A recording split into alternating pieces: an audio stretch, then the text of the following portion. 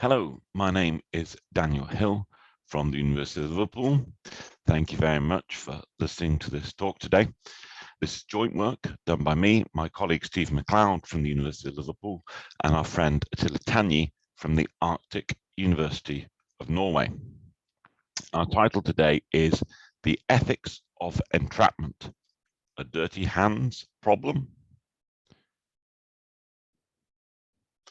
The dirty hands account of political power says that exercising political power inevitably involves situations where whatever the politician does is morally unsavory in some way. This term dirty hands was taken from a play by Jean-Paul Sartre and applied to this view by the American political philosopher Michael Walzer, pictured here. We are thinking not of the application of the theory of dirty hands to political power in general, but specifically on legal entrapment. But before we narrow in on legal entrapment, we're just going to think about what British political philosopher Christopher Nathan has said about dirty hands and its application to undercover policing. He's argued against the application of this theory to undercover policing. He identifies these 4 or 5 constituent elements of the theory of dirty hands as it applies to undercover policing. First, wherever you have dirty hands, he says, you have moral wrongs, that is, impermissible actions. Secondly, wherever you have dirty hands, you have genuine moral dilemmas. Thirdly, wherever you have dirty hands, there's always a moral residue left once the action is completed. Fourthly, we and undercover agents are encouraged not to dwell on the undercover agents' misdeeds, the wrong things that they do.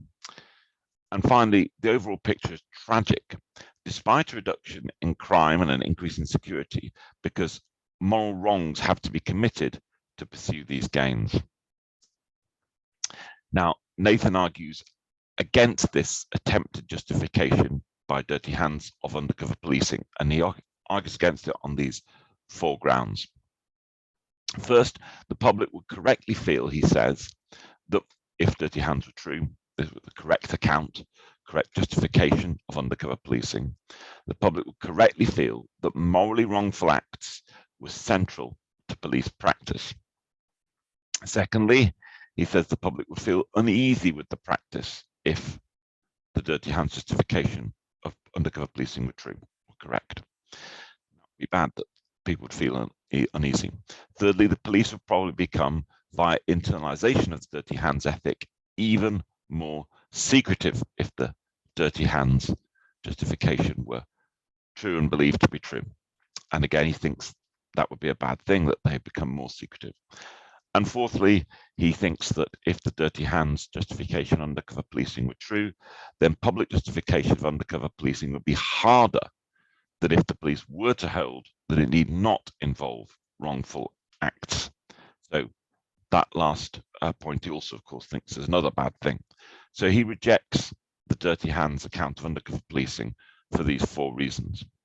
Now, we're not concerned with the full generality of undercover policing today, just with the specific question of legal entrapment. So our questions are these. 1, does the dirty hands account apply to legal entrapment at all? And secondly, if it does Nathan's criticism of it hold good? Our answer to the first question is a tentative yes. From among 3 versions of the dirty hands account set out by Janos Kish, 1, but only 1, we say could apply to legal entrapment. And our answer to the second question is no. We say that when we use the correct version of the dirty hands account, this correct version rules out Nathan's criticism. So what then is legal entrapment?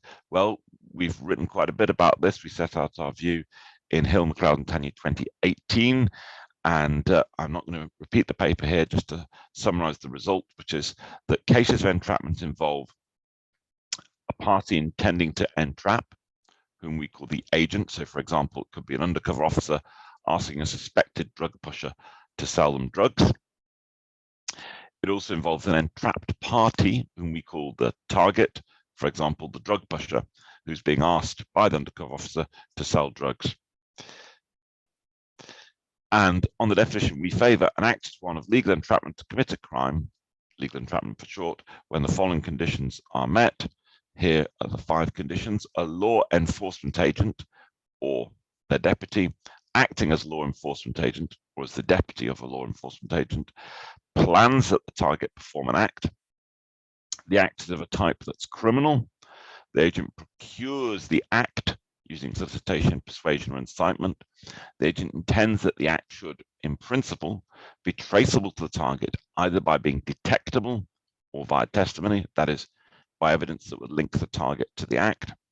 And fifthly, in procuring the act, the agent intends that a prosecution or threat of prosecution of the target for having performed the act should be possible. I'm not going to argue for those conditions now, but that's how we're taking legal entrapment to be. Here's our approach then to dirty hands in general. Dirty hands, we say, gives a moral dilemma to the agent. Every course open to that agent is morally unsavory in some way.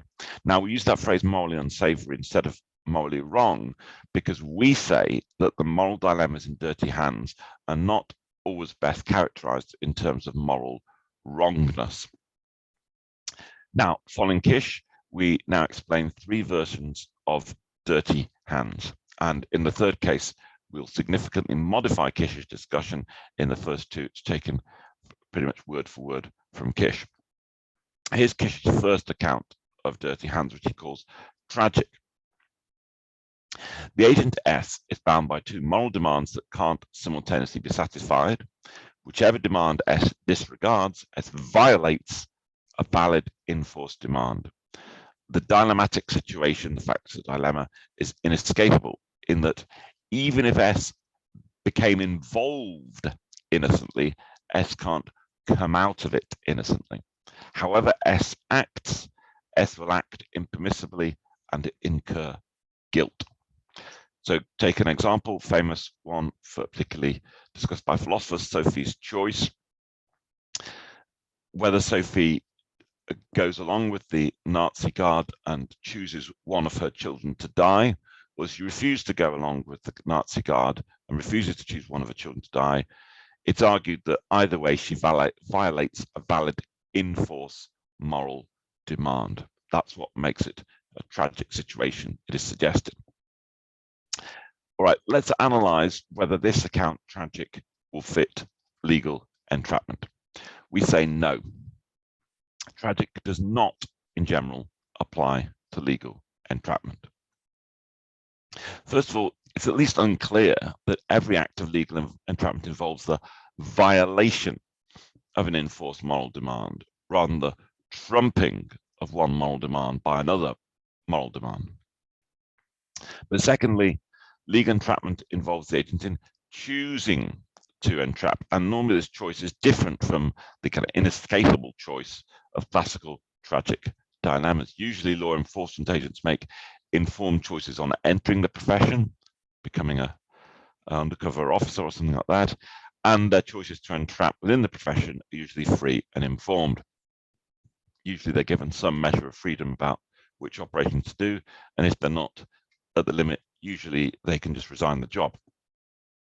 So let's move on to Kish's second account, which he calls residue. On this account, S is bound by 2 moral demands, A and B, that can't simultaneously be satisfied. Demand A overrides demand B, but demand B's normative force does not evaporate. Rather, demand B's normative force gives rise to a derivative requirement that the target of S's act must receive redress, compensation. And Kish takes this from a paper from Bernard Williams from 1965. All right, let's analyze this. Does this fit the case of legal entrapment? Well, first of all, we're going to assume that if redress is impossible, then it can't be morally required.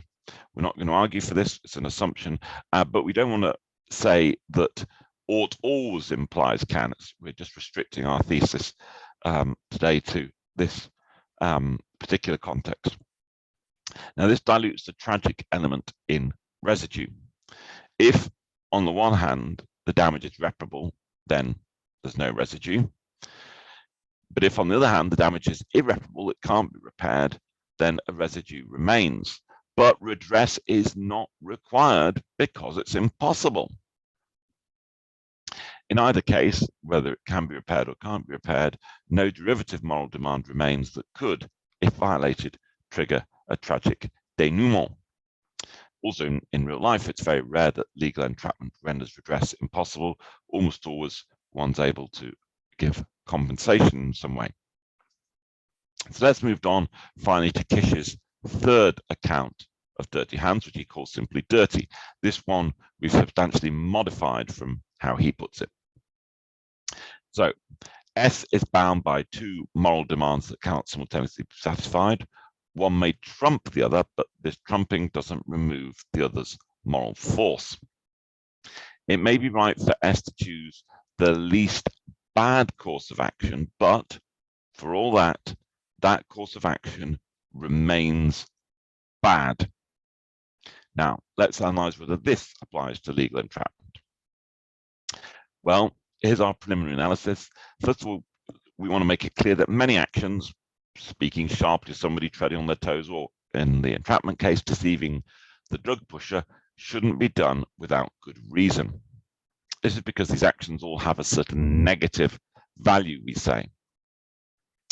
But nevertheless, this negative value can be outweighed.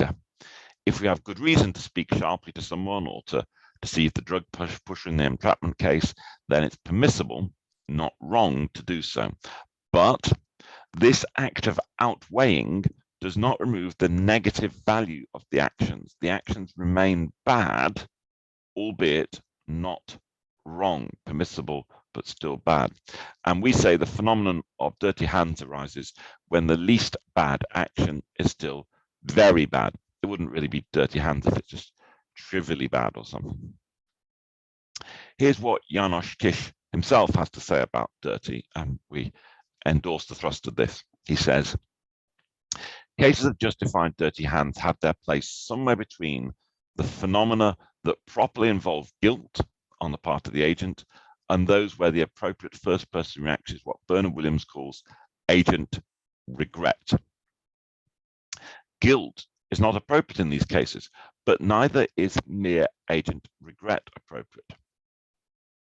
Some philosophers recommend that we call the first-person emotional reaction appropriate to agents who act in moral dilemmas remorse, and that we distinguish it from guilt. I also want to make a similar distinction between remorse and mere agent regret. Now, we agree with Kish that in dirty, the agent is right to feel remorse at having to take the course of action in question, even though taking that course of action is permissible and perhaps even mandatory. Maybe the agent has to do it in the circumstances. And we agree with Kish that this remorse is something more than mere agent regret, but less than guilt. For dirty to apply to legal entrapment, the act of entrapment must be very bad, but in the circumstances, the least bad action, one that agents will be justified in choosing, but one for which they should feel remorse, we say. Now, when then is legal entrapment permissible? Well, there's a balance, we say, between the level of harm that's averted by an entrapment, so the number of lives you're going to rescue from drugs, let's say, by entrapping the drug pusher, and the level of inherent badness of the act of entrapping, the moral badness of that, of deceiving the drug pusher, and the other bad aspects of entrapment. Entrapment is permissible, we say, only where the badness of the action, the entrapment itself, is outweighed by the overall goodness of the consequences. Now, that account is not consequentialist, because the action of legal entrapment, we say, has negative value that the gains do not nullify. By contrast, the consequentialist, of course, says that the moral value of the action is wholly determined and constituted by the value of the consequences, which we absolutely deny. Dirty not only explains why legal entrapment is sometimes permissible, but also why it's aptly regarded as a last resort, because the action is still very bad in itself, and the fitting response to having done it is remorse. Well, here's our conclusion. We've surveyed 3 accounts: tragic, residue, and dirty, and only dirty remains generally applicable, we've argued, to legal entrapment. We've also suggested that dirty avoids Nathan's criticism because it removes from the picture morally wrong acts, which is that about which Nathan was talking, as opposed to bad acts, which is that about which we are talking. A viable dirty hands model of legal entrapment therefore remains a possibility because, unlike its rivals, the dirty version of the dirty hands model of legal entrapment is both applicable to legal entrapment and also not susceptible to Nathan's criticism. Now you might say, well, can Nathan just simply substitute the word bad for the word wrong in his criticism? We say no, that won't work, because in that case his criticism would seem to us a whole lot less compelling. Here are references. Thank you very much for listening to this talk. I hope you found it interesting. I look forward to questions and to trying to answer some of your other questions too. Thank you.